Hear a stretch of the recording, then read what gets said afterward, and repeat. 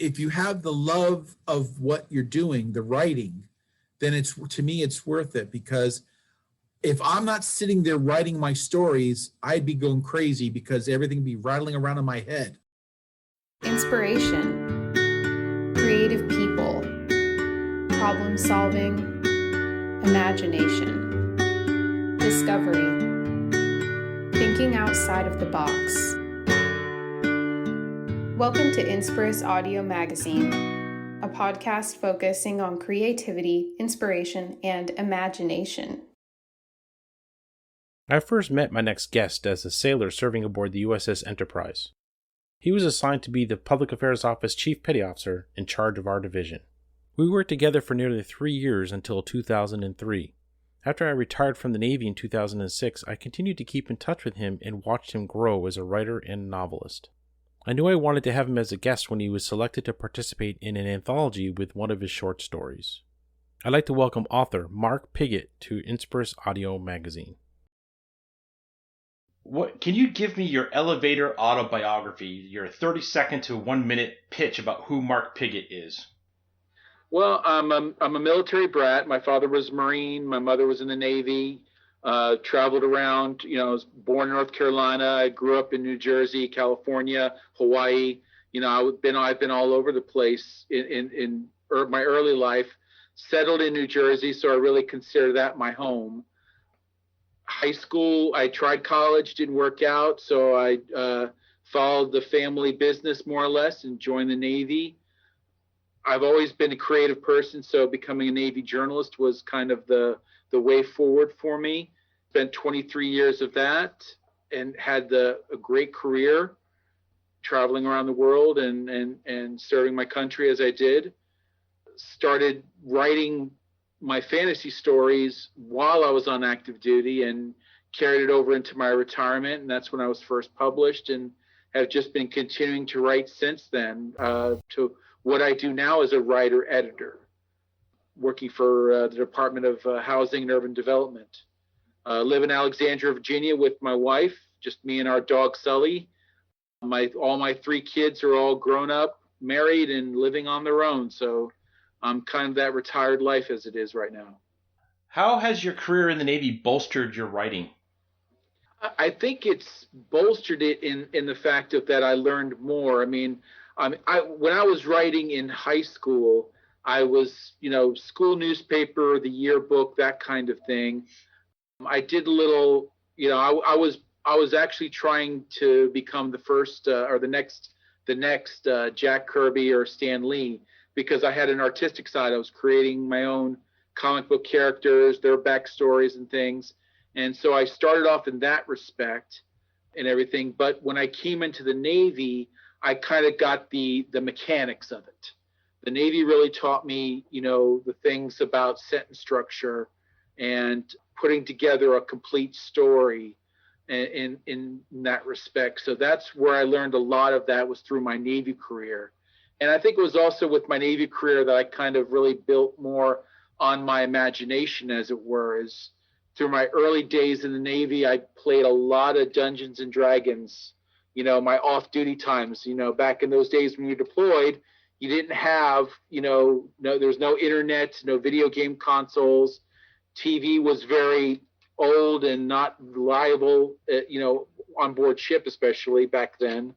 So I spent a lot of my off-duty time playing Dungeons and Dragons, and doing that really bolstered my imagination and helped me be more creative. So I think it was a combination of things with the Navy that did that for me. How did Dungeons and Dragons and Navy mix? It seems like it mixed well for you, but how do you view that particular game in terms of, I want to say imagination, but I also want to say just the inspiration, basically, for future endeavors, I guess, as it were. Well, the thing about Dungeons and Dragons is that you're not only creating a character, you're creating the character, the backstory, everything, and then you're building on it as you play the game. And when you think about it, when you're doing fantasy writing especially, it's the same thing. You're building a character, you're creating the backstory, and then you're trying to take that character through the story line. as much as I enjoy playing the game, I think being a dungeon master was where I've got more of that character development and storyline, world building, for to use that term, because I had to create my world, not only the dungeons in it that I took these guys on adventures on, but I also had to create the world of which it was in, the whole structure of government and just city states and locations and things like that. So that really helped me develop my whole fantasy genre that I've been working on all those years. It really helped me through that. And again, one of the things with being in the Navy was that we're talking the 1980s, off-duty time, back then there was no email, so you're waiting on letters. So when you finished writing a letter or didn't have anything else to do in your off-duty time, this was the thing to do for me. I had friends, we would go down to one of the elevator, on my first ship, the 4-stall, was elevator room number 4, because that elevator was always in the up position, so the room was never used. And the petty officer in charge was my friend. So we would always just go down in there and hang out for hours on end after lights out. When everybody else was, doing other things, we would spend our time down there and play. So I was doing that 3, 4, 5 days a week. So it really helped, again, just the tick, not only pass the time when you were deployed, but also to help me work on my own creativity. Did any of those stories or worlds or characters find their way into your actual stories that you were writing post-Navy? Well, actually, yeah. The main character in the Forever Avalon series, which is my main series I've done, Lord Brian Moondrake, is actually based on a character I played during my time. That character was a little different than the one in my final story, but a lot of the characteristics he was based on, the weapons he used and the ability, he was a fighter magic user, and that's kind of what the character in Forever Avalon, Lord Moondrake, is. So I kind of worked with that, and I've actually also worked villain. I played what then was a half-orc fighter, a mercenary swordsman. It was a character I played, and I've actually worked him in as a villain in my latest book, The Outlander War. I changed it. I don't have orcs in my, because orcs are beings that was created by Tolkien in the Lord of the Rings series. So I was trying to stick mainly to fantasy that was part of myths and legends in my storyline. So I changed it from a half orc to a half demon, and use that as he's a villain. He's one of the main villains in my new story. So some of the characters and things have made their way into my writings. Yes. How does your actual Navy experience enter into your writing? Like for when you and I served together, we had some nice port calls in Pensacola, and we had good Liberty time together, and then we went overseas and we had 9/11. Do any of those experiences color or attribute to your non-Navy writing?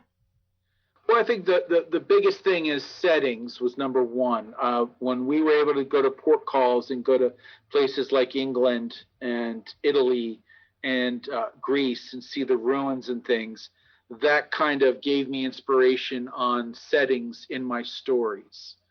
The actual Navy part, interestingly enough, is a big part of my new novel, The Outlander War, because in there, Avalon returns to the real world in the middle of a Navy exercise. So I was able to take my experience from being on an aircraft carrier and put it into my story, because you've got this fantasy world appearing right next to a carrier battle group, and how they collide and interact, flight operations, terminology, things like that. I was able to incorporate all that. So it really helped me in my third book, and in a lot of ways, trying to bring that military experience into my stories. Would you say that you have a rich treasure trove of those kinds of experiences that you have for future writings? I think so. I see a lot of it in different things that I work on. Since my genre is mostly fantasy, there's not a lot to that, but I'm also expanding into a steampunk historical fantasy fiction in some of my newer writings that I'm working on right now. And so being able to look at the mechanics of things and think about the way things were on board ships and how they worked, and then incorporate that into a steampunk kind of way, I'm able to use that and bring those two together. So what is steampunk? Steampunk is basically explained as anything from the Victorian era, but with a modern technology added into it. When you think of the writings of Jules Verne is considered the godfather of steampunk, because he was in the 1800s, he was writing about going to the moon and traveling underneath the ocean in a submarine. And so those sort of things, that technology paired with modern technology with that Victorian era, that's kind of what the basis of steampunk is. A lot of it, of course, in the aesthetics and the vision of it involves gears and pipes and steam power, of course. But it usually you have to have that Victorian and modern bringing it together. How did you come to find that part of your writing staple? I mean, what was it about that attracted it to you?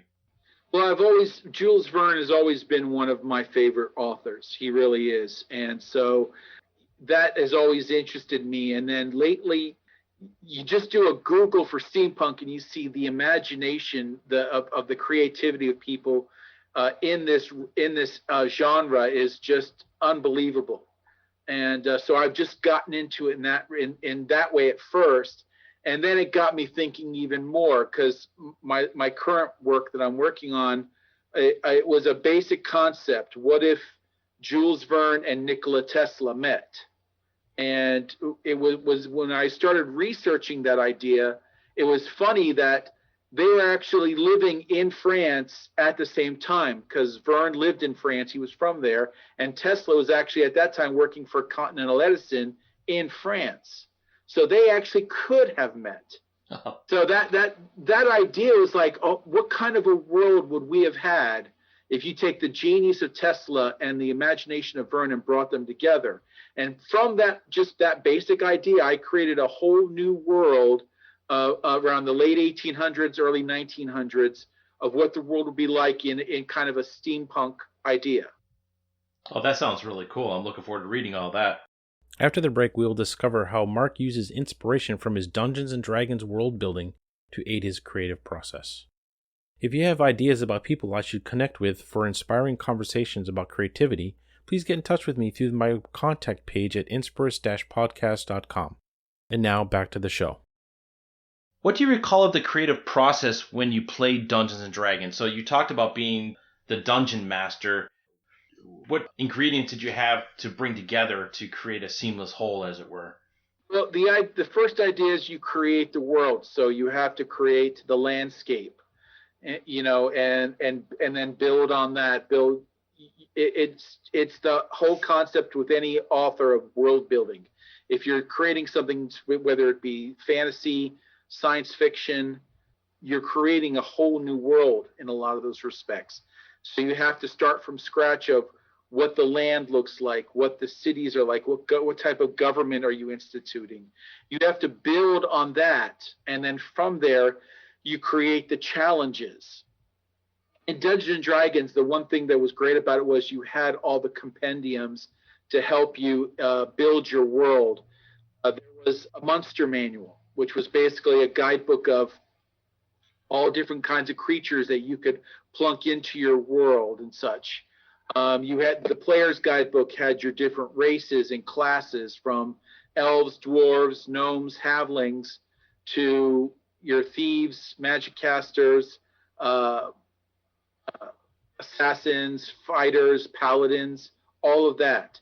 So you had a lot of it. The books themselves helped you create everything that you needed, and then you just poured your imagination into it. And I already had a fertile imagination in that time period. I mean, I grew up watching cartoons and science fiction, fantasy, TV shows and movies.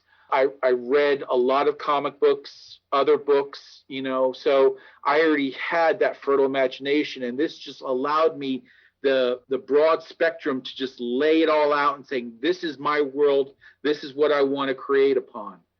And then from that, I was able to take that and incorporate. Once I learned creative writing, I was able to take all that and put it into my novels. Wow, it sounds like a very diverse and rich element that you have available to you. I enjoy that a lot. I mean, I used to play a lot. I don't play anymore, but it's still something I still look at things along those lines as part of my ongoing research. You know, I mean, as a writer, you read all the time, so I'm constantly looking at different things, reading and such, and following through on things just to help add to my own creativity. We've talked about Dungeons and Dragons. Let's concentrate a little bit on imagination. What is the most important part of maintaining imagination, even as an adult? As an adult, it's just absorbing the different things that help you build that. I mean, I think today there is a lot more creativity in movies and television because of special effects. I mean, when you look at the special effects of the 70s and 80s compared to today, it's night and day. There's no comparison. You can do more things today. So you're able to see more and experience more. Video games the same way, because that's another venue. So, you know, to help spur on that imagination. Again, reading is a big part of it. And then for me, one of my biggest things on maintaining my imagination is I'm a big fan of anime. And that they have such creative writing and art styles within anime and manga that I'm just so drawn to it. I mean, I started watching it back in the 60s when, you know, Speed Racer, to use one from way back then, that was a big thing back in the early days, but it has grown exponentially in the years that it's now part of our culture in the world today. So that's a big part of what I use to keep my imagination going. All right, well, since you brought up anime, what anime are you watching currently, and what brought your attention about it? One of the big ones I'm watching right now is Attack on Titan. Again, I think one of the things about Attack on Titan is it's about a world where humanity is trapped within city walls, and because on the outside of those walls are these titans, these giant beings that devour humans. And it didn't catch my eye at first, but then it has a steampunk element to it, because they use these gears that shoot out lines and pull them through the air where they can attack the titans to try to stop them. So there's a steampunk element to it, and then there's also a fantasy element to it, because when you find out the truth about the titans and their origins, it's combining science fiction, fantasy, it's just everything together in this world. It's just it just draws you the characters as well. It is so well written, and the character development is just amazing and spot on. So that one has really drawn me in. I think another one of my favorites is Sword Art Online, and one of the big things, it's a basic fantasy trope, but the thing about it is it's all done within a virtual game. You know, so it's an everyday futuristic world where they're living a fantasy life within a virtual video game. And again, combining the two, science fiction and fantasy, within that, and how they do that is just in great storylines, great characters, and I just love it. I've been watching on YouTube a bit of anime. In fact, one of the ones that I used to watch as a kid is Star Blazers, and someone did a live action piece, you know, with a wave action gun, and it brought me so back to the Yamamoto, you know, which is interesting because of our naval history. We know that, you know, Admiral Yamamoto was a real person, right? And so, you know, this idea that they kind of mixed real naval history with this ship that actually looks like a battleship kind of thing, but it goes off into space. I really enjoyed that. And then that's one of my favorite too, is that of the science fiction anime, Star Blazers, Space Battleship Yamato. That's one of my favorites, and they even redid it. You remember probably the one you're remembering is from the 70s and 80s, but they've actually redid it recently within the past 10 years or so. They redid the series, and it's so much better, and it's so beautiful. It's hard not to watch. Where can we find that? And the music also pulls you in as well. There's a service called Funimation. It's a streaming service for anime. They have it actually both 2 seasons on there, and it's great to watch. Oh, that's cool. I'm looking forward to seeing that then. So you mentioned comics earlier on. You mentioned Stan Lee. What comics inspired you toward the desire of becoming a comic book artist, even though we know that you didn't follow that path in the end?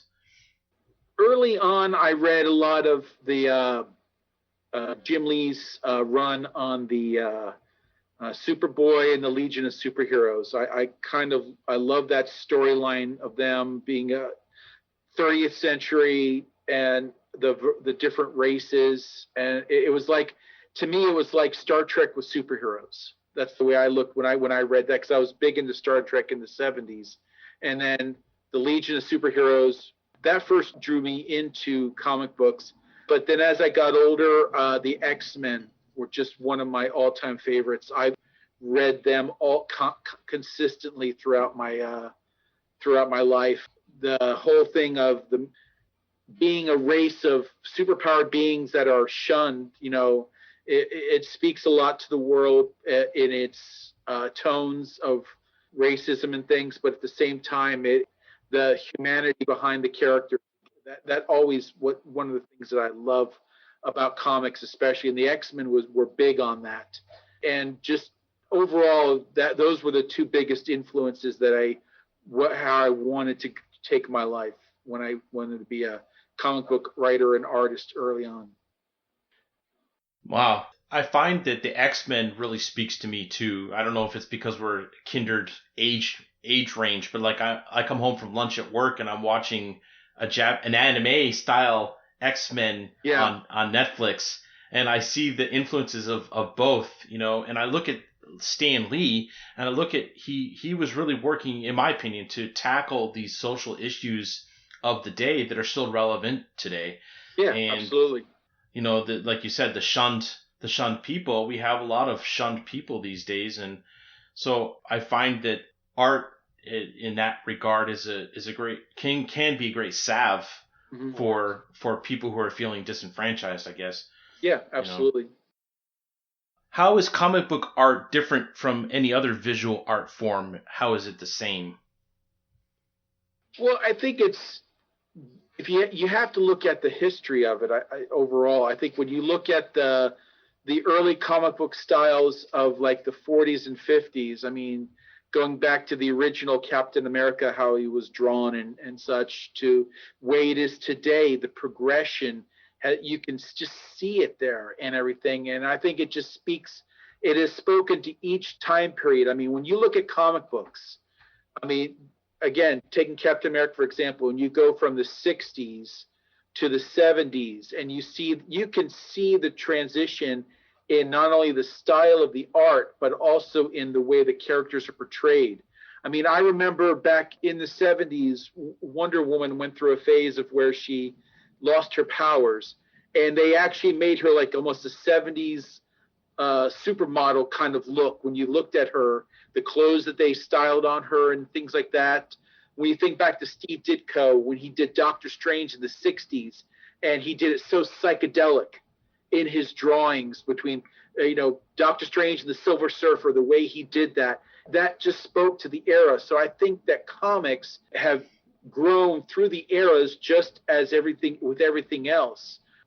Thinking about the 1990s and the Attitude Era of the 90s, that's where we got Spawn, and characters like that came out from there, really, and Deadpool, gruff, tough characters, no nonsense in that respect. So I think they have just grown from each generation. They've grown with the generation that's reading it.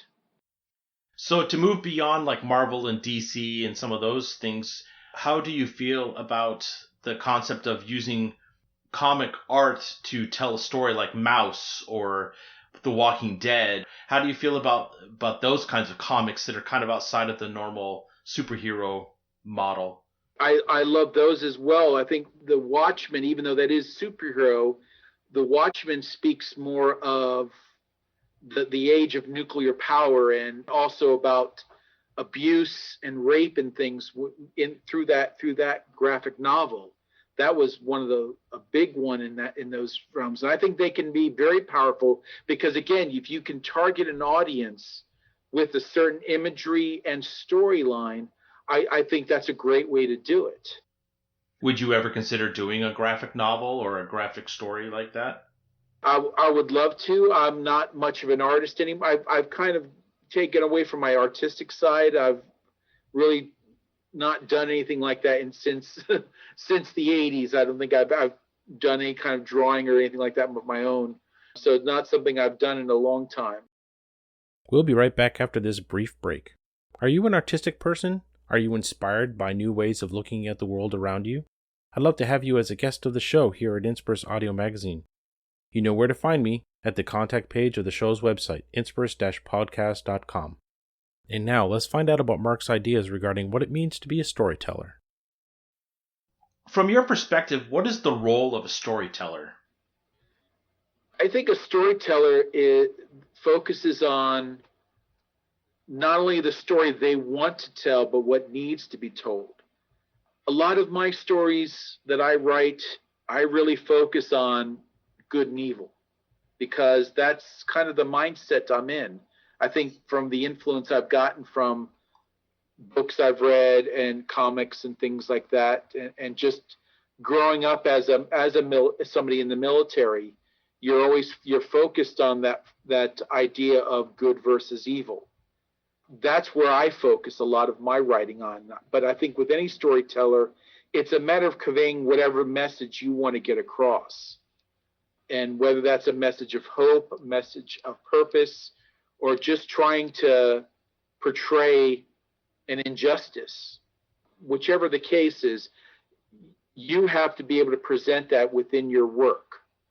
The storyteller needs to be focused on, and find that before they even start to put pen to paper. What stories have you been drawn to lately of other writers? What's capturing your interest? One of the biggest ones I've read lately is I read a lot of historical fiction. Harry Turtledove is one of the best ones out there.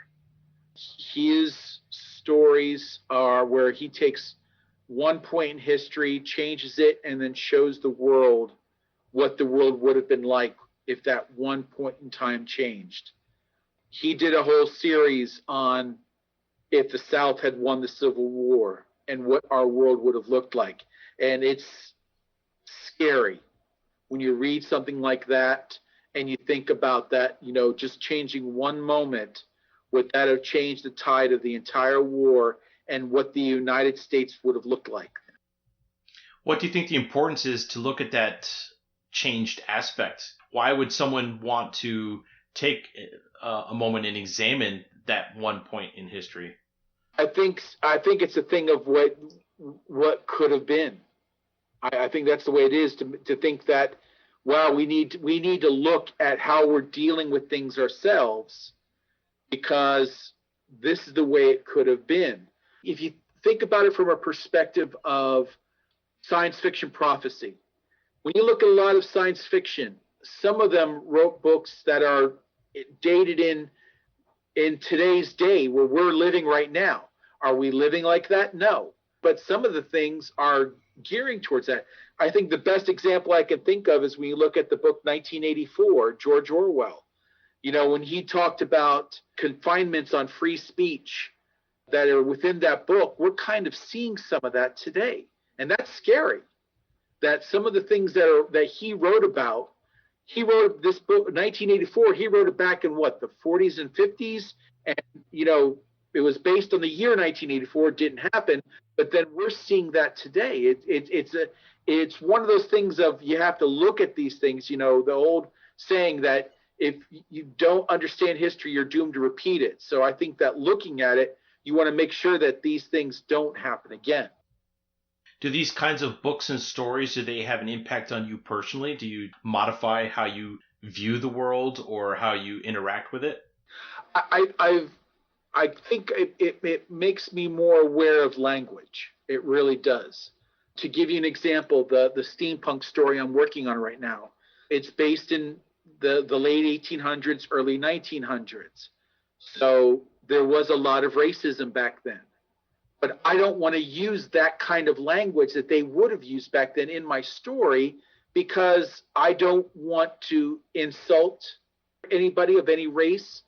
I mean, I have an African-American daughter-in-law. So, it's one of those things it makes me aware of the language, that you need to find other ways to say things and be respectful. That's another thing. Within my story that I have, the people on the crew, I have a Native American and an African American who are part of this crew. So I'm having to look at how I'm representing them within the story, because I don't want to totally whitewash things. I want to focus on a large group of people across many different spectrums of race, color, creed, country of origin. So you have to look at things differently and not only be respectful in your writing, but at the same time, make sure that you're telling their story too.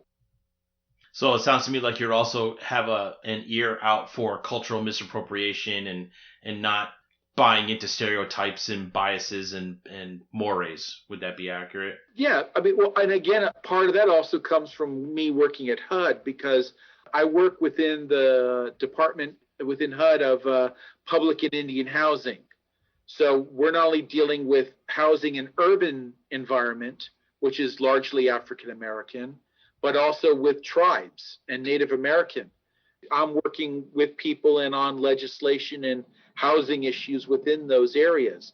And so you learn a lot about what these people they go through just to get a roof over their head. And I've learned a lot within that I didn't even know before I got to HUD. And so that has helped me within my writing as well. What's the biggest way that has helped you with your writing? Well, again, when I'm focusing on different races, it's hard for someone like me, a white person, to write from an African American perspective.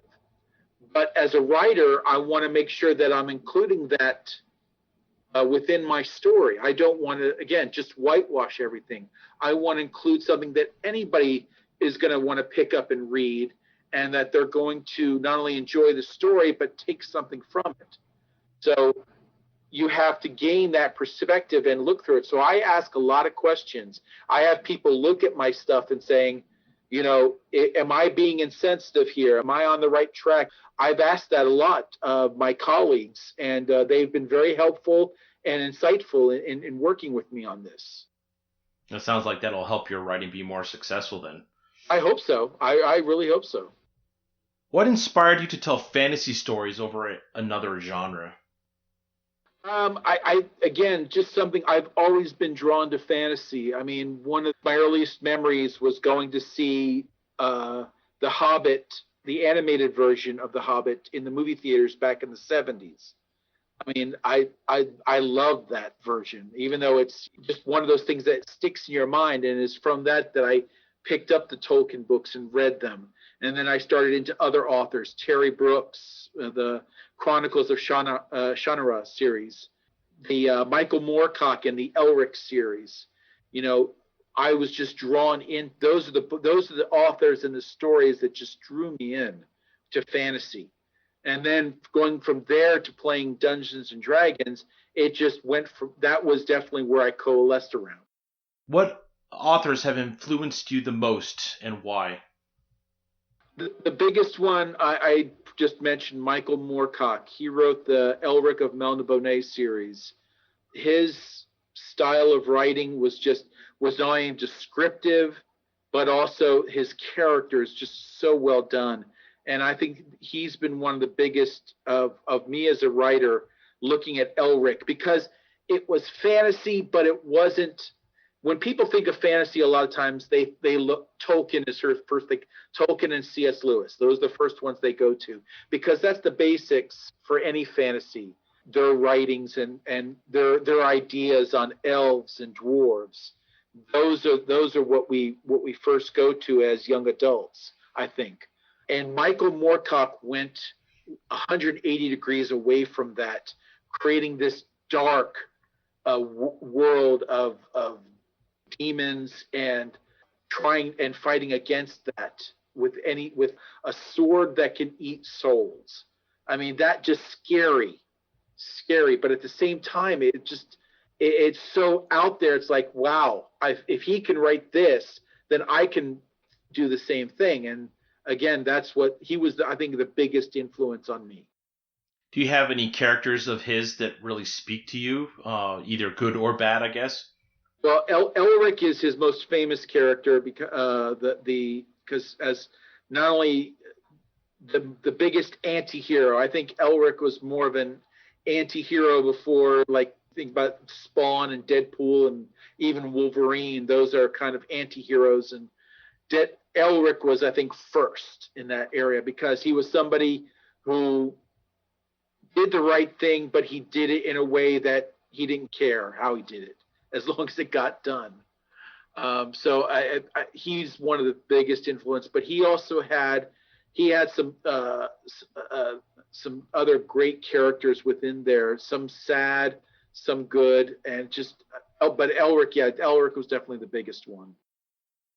Speaking of Wolverine, do you listen to podcasts on a semi-regular basis or regular basis? Not real. I haven't really been able to really get into a lot of podcasts. A few now and then, but. So at my last job, I was able to listen to podcasts, while I'm painting or whatever. And I discovered Marvel had a podcast series, one called Wolverine, and they managed to get Richard Armitage as the Wolverine, and he did such a fantastic, and it's all audio, and it's audio production. It's like an audio movie, and you might enjoy it because you talked about anti-hero. The way they did this production, he recognizes that he's an anti-hero, but he's compelled to act and behave in a certain way. And it's a pretty incredible series. I'm looking forward to the next one. It's all done during COVID, obviously. It's interesting because he played Thorin in the Hobbit movies, Richard Armitage. And oh, really? Yeah, he did, and he was great. As he was like, that was from that movie series. He was one of my favorite characters. The way he portrayed Thorin. So yeah, that's interesting to see that. I would love to hear him do Wolverine. That would be interesting. You believed him. You believed him as Wolverine. Especially seeing as I'm kind of bummed that, they killed him off Logan, with the movie Logan. So like, I want a movie back. I want Logan back, basically. Well, you got to think about it. They're bringing mutants into the main Marvel Cinematic Universe. So to do that, they ended it in the Fox universe, and they're crossing it over. So they're going to create all new actors portraying the characters. Yeah. Well, we've come to fall in love with some of those actors, though. At least I have. You have. Yes, I agree. After the break, Mark will share the story he most wants to tell. If you like what you hear from InSpiris Audio Magazine, please consider donating coffee over at ko-fi.com/InSpiris_audio_magazine. I really appreciate your support. So, what story do you most want to tell? Oh, wow. That's a tough one. The Forever Avalon series, this series about, to me, it's been the biggest story that I wanted to tell, because it was one of those things you always wondered is what happened to magic in our world? What happened after King Arthur died? That to me was always a point of when magic died in our world, was when Arthur died. And that was my focus when I created this series about where magic went to and what happened to it. And writing it has been and I'm still working on it. I'm still writing the story, but this has been part of me, because when I created this storyline, I created it using my family as the family within the story. As a starting writer, it was easy for me to create these characters basing them on the personality of my wife and my children. So taking them through the story in Forever Avalon has not only been great for me. But it's been comforting because the fact that my family is there as I'm writing, more or less. So they're a big part of that. So being able to take them through the story and everything has been good and bad, but I've just loved doing that. And so that's been the biggest part of that. And I'm just working on trying to finish telling this story. Book 3 was published. The Outlander War was published recently. I just finished book 4. I'm hopefully going to try to get that published by the end of the year. I'm working that. I've started on book 5. So I'm hoping to take it up to another, 2 trilogies. So 6 books in all. And that will be when that gets done, then I've told the story I wanted to tell. You mentioned that you have a full-time job, and then you mentioned in the pre-interview that you kind of write in the evening. How much time do you spend writing, marketing, and producing your books at night? What is your work life like that way? Basically, if I'm not, I spend at least a few hours every night working on it. I'm either writing my current works in project, or I'm developing my social media, planning it out for the week. I use a couple of different online programs. Hootsuite, I can put in inputs so I can plan out my social media posts for a week at a time. So that helps me because it automatically sends them out. I just have to spend a few hours, like at the beginning of the week, plan out my post for the week, and then it does it for me. I use a program called BookBrush, which is an online program that lets me create the imagery for advertising my novels through my social media. So that helps tremendously. So those are a big part of it. It's usually, like I said, I'm spending a few hours every day, but at the same time on the weekends, I'm spending probably more, like 6 to 7 hours. Half of my days on weekends, if I'm not out doing something, I'm sitting at the computer working on stuff. Or I'm also, a lot of times I'm spending on my phone because I can do a lot of stuff on my phone. So if I'm replying back to a social media post that somebody said something to, or getting back to, answering something within that, a few minutes here and there, every day. It's a constant daily thing. As an independent author, you don't have a staff. I'm it. I do everything myself. So I have to take the time and plan what I can and do what I can. Take a 15-minute break at work, and I stop working at my computer for work, which I've been working from home like everybody else recently. And I'll just pick up my phone, go through a few things, put my phone down, go back to work. That's just all a part of it. My goal would be to be a full-time author. I would love to be able to do that and just focus on writing and everything, and let whatever publisher handle all the social media and stuff. But I'm not there yet, so I'm just still working towards that. All right, so you mentioned independent writing. You're an independent author. Can you tell me a bit about that process for you? I consider myself to be an independent author myself, and I'm still kind of in the beginning phases, even though I've been writing for a long time. What has the process been like for you to be your publisher, to be your social media person, to be all those roles? Well, it's time consuming, but if you have the love of what you're doing, the writing, then to me, it's worth it, because if I'm not sitting there writing my stories, I'd be going crazy because everything would be rattling around in my head. So I've got to focus and do the writing. And then when the writing, if it's the manuscript is sitting on my computer, it's not doing anybody any good. I send my stuff out to agents and publishers all the time. I'm always getting feelers out there, trying to find somebody who will take a chance on me. But until then, I'm doing it all myself, which is writing, editing, looking for artists to help me with covers and interior art. Sometimes I do the interior art myself, just putting together an image through, on PowerPoint that I then take and save as a piece of artwork and use that for interior art. You do you make whatever shortcuts and do what you have to do to make ends meet. It's not the glamorous. It's because you're doing a lot of the stuff and you're putting more money out of pocket than you're getting in. Over the 20 years I've been as an independent author, because my first book was published in 2009. So I've been an independent author for over 20 years. Within that time, I've made less than $1,000 on book sales, but I've probably put out over 10,000 or more, 10 to 20,000 on between publishing, artists, marketing, you name it, book fairs. As an independent author, you buy your author copies and then you go to a book sale or go to a book fair and you stand there and you try to resell them, signing them for people. You do all that yourself, and it is time consuming. But like I said, I have a dream of being an author and of being, let me rephrase that. I am an author. I consider myself an author. I want to be an author that is self-sufficient. I think that's the key. Independent authors are not always self-sufficient at start, but you want to get there, and that's where I'm hoping to get.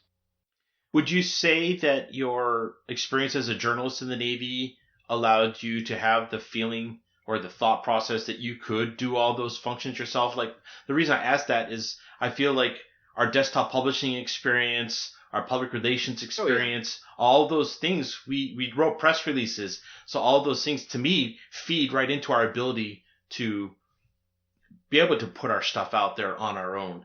I mean, absolutely. Having that background in public relations that we have with through the Navy has given me kind of an edge in the marketing side of things in a lot of respects, as well as on the publishing side and even the writing, because like I said, the Navy is what taught me about sentence structure and formatting and things like that. You learn how to build that story, and so you take that from one thing to another. It's a little different in the creative writing from writing a feature story or a news release, but a lot of the main elements are still there. You just have to rework it. And so it has helped a lot of that. And I think the biggest thing the Navy helps me with is multitasking, because I wouldn't be able to move and do everything, the different jobs that I have to do as an author and do my regular day job, if I didn't learn about a lot of that within the Navy, because in the Navy you had to do your regular job, standard duty, general quarters drills, keep your qualifications up in everything from fire mining, plan maintenance, everything, one thing after another. It was a constant barrage of multitasking that we had to do, especially at sea, when we're deployed. So I think that plays a big part of what we're able to do today. Do those non-writing tasks, do they feed your creativity or do they hinder it, or what's your feeling about that? Doing the social media, yes, because you not only have to make sure you have some eye-catching imagery, so you have to be creative in those lines, but at the same time, you've got to be able to take your 80,000 plus word book and put it into 240 characters. That's hard, because you're trying to sell it and you're trying to make somebody look at that, read that one or two sentences and say, I want to read that book. And so you're trying to do it in that respect. And so that can be hard. But yeah, it has helped tremendously. What would you like to tell those up and coming writers, the people who maybe are on the fence about independent writing? What would you tell that person? I would say that if you have the passion for it, then it's worth it, because I've enjoyed my time as a writer. I've learned so much about myself, about the business. You've got to really research things, because you can get caught in and drawn into something that you don't want to do. It's going to cost you a lot more money than you imagine. But if you research things ahead of time, I think it'll be worth it in the long run if you have the passion for it. Would you say that the work that you're doing with your writing is a labor of love, a passion project? And the money, definitely. The money that you're spending is worth it? The money I'm spending, it's worth it, but at the same time, I've learned. I'm trying to find different ways of doing things without having to spend all that money, because it's hard.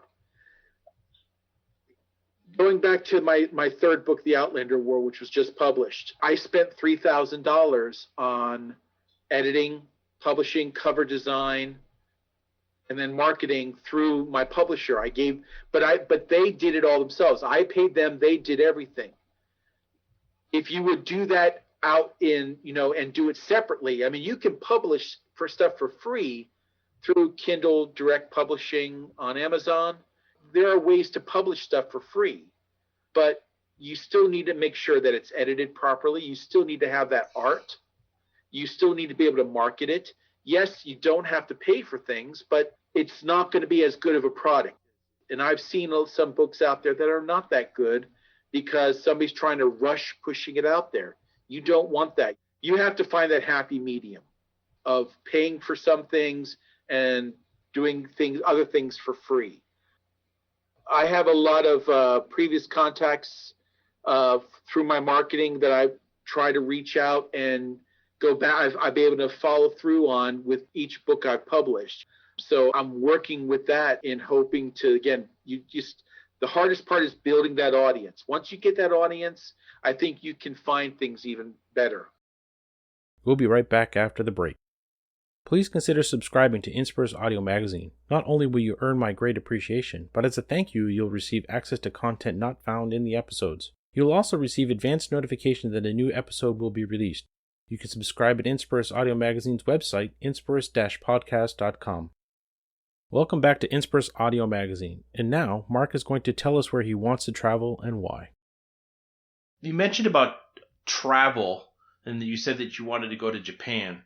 So I wanted to ask you, and I'm guessing that's a nod toward anime, when you visit Japan, what is the first thing you want to experience while you're there? Honestly, I think if I would be able to going somewhere like Japan, there is actually it's one of the funniest things, but I really want to visit it. Harkening back to Star Blazers, there's actually a statue of the robot, IQ-9. There he's known as Analyzer, but there's actually a statue of him in the town where the animation studios that created it are located. That to me is just being able to see something like that is very cool. Studio Ghibli, the Ghibli movies by Hayao Miyazaki are some of my favorites. There is actually a bus stop in Japan which has a giant Totoro there, he's a cat. And so, but he's one of his most popular movies, and there's it's silly stuff like that. But I mean, it's just that was my first imagery of that country as a child, seeing things like that. There's another place there. There's a giant Gundam robot they have built.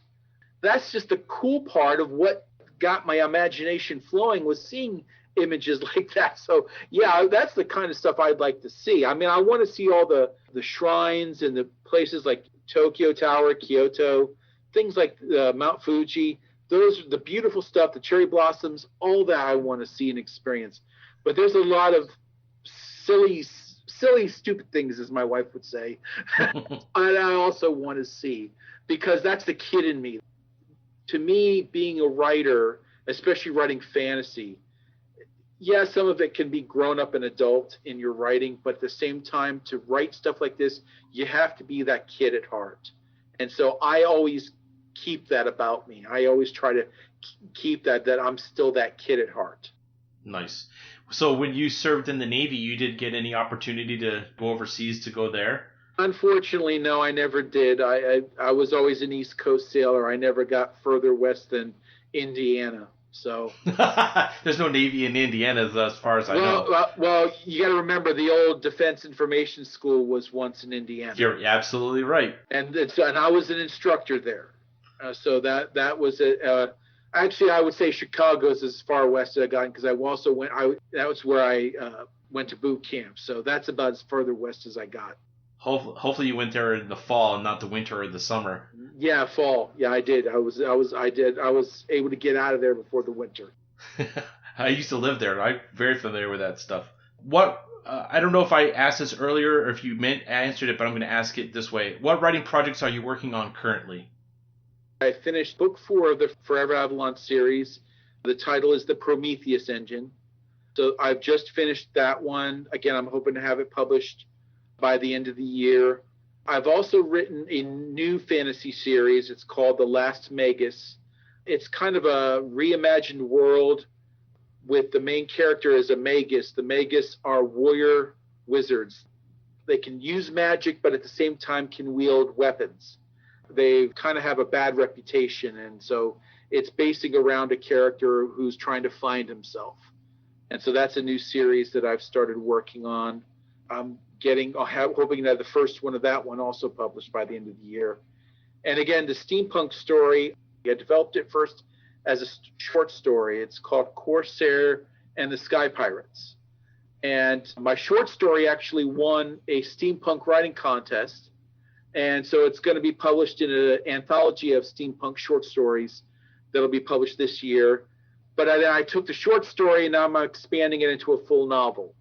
So I'm working, that's what I'm currently in the middle of writing right now as well. Well, I want to raise my hand and be a beta reader whenever you get some of this stuff done. All this stuff sounds really cool. Yeah, thank you. You're welcome. All right, so we're kind of at the end of the regular part of the interview, so now I'm going to ask you 4 rapid-fire questions. What are you curious about right now? I'm just curious about when we're going to be able to get life back to normal.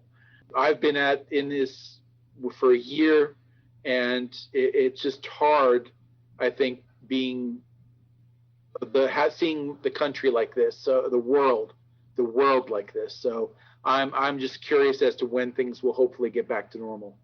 What's normal for you? Normal is just being able to go out and not have to worry about, do I have my mask with me? Am I got social distancing?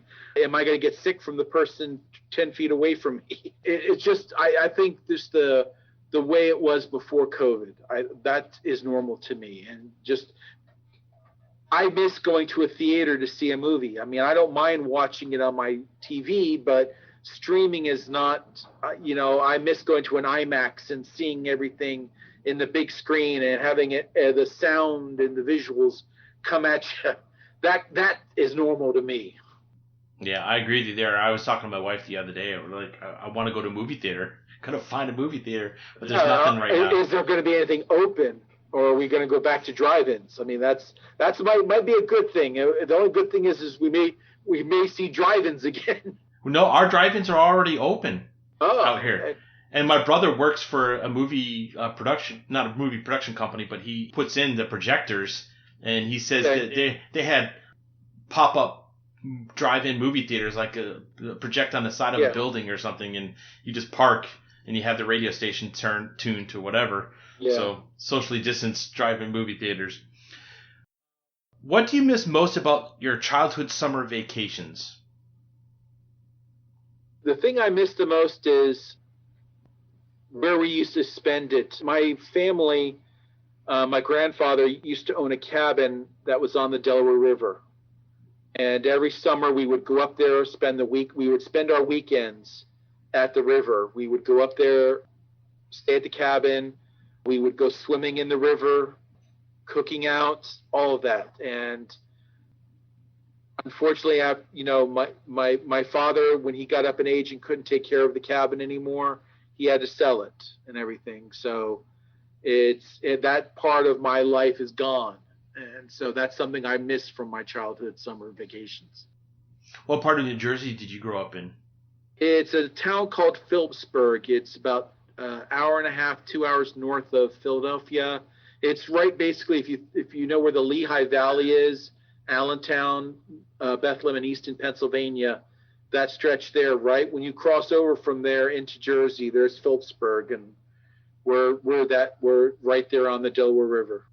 I used to live in Sussex. That's why I was asking. We used to be really close to Poughkeepsie. A little further south, or that's north. That's northern New Jersey. Yeah, by High Point. If thoughts become things, what did you just create? If thoughts becomes things? Yeah. Thoughts becomes things. I think an airship that can stay afloat and fly around the world nonstop and just keep on flying through the air. As long as it's faster than 80 days, right? Yes. All right, so my last question. You're on a train trip across the country. You can only bring 3 things. What are they? Ooh. 3 things. My wife, a good book, and my laptop so I can write. Is the book one of yours, or is it someone else's? I think if I brought along any books, it would probably be I mentioned the Harry Turtledove. Nice. Where can people find you? What's the best place for people to find out about your writing, about your social media? My website is authormarkpiggott.wordpress.com, and it's both my website where I have all the information on my books, as well as a blog. I talk about just anything that comes to mind, from writing tips to publishing tips for new independent authors to anything I'm geeking out on at the moment. So it's just a little bit of everything. But and from there's like the links to all my books, links to all my social media, all there. Nice. Is there anything I didn't ask that you would have liked me to? No, you covered everything great. I appreciate it. Thank you. And I appreciate this opportunity. Well, I appreciate you coming on. It's nice to reconnect after so many years. Yeah. The one thing I've learned is, a lot of times in the Navy is you make those connections, and a lot of those connections are for life. And, you never, you might lose touch, but you never forget. Well, like for me, some of my favorite memories on the Enterprise were like on, I don't know if it was Saturdays or Sundays, but you had your own radio show and we would listen in.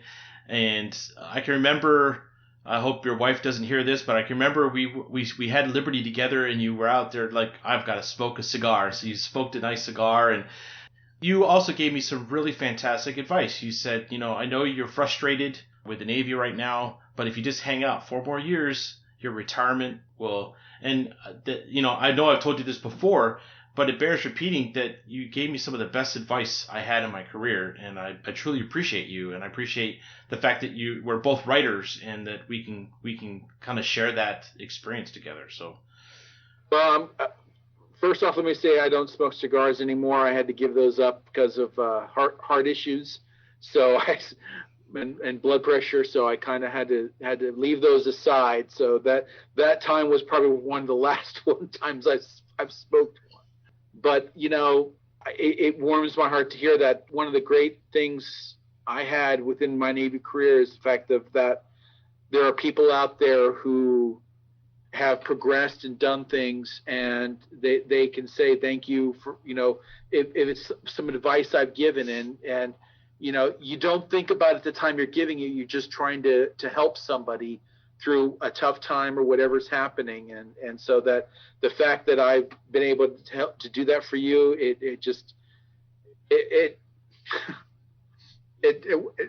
feels good. Wow. I appreciate you very much, Mark. All right. Well, enjoy the rest of your Saturday. I really appreciate your time, and say hello to your lovely wife for me. And I will do that. I'm sure we'll continue to talk. Thanks for listening to InSpiris Audio Magazine. I spoke with Mark Piggott, who shared stories about what inspires his writing.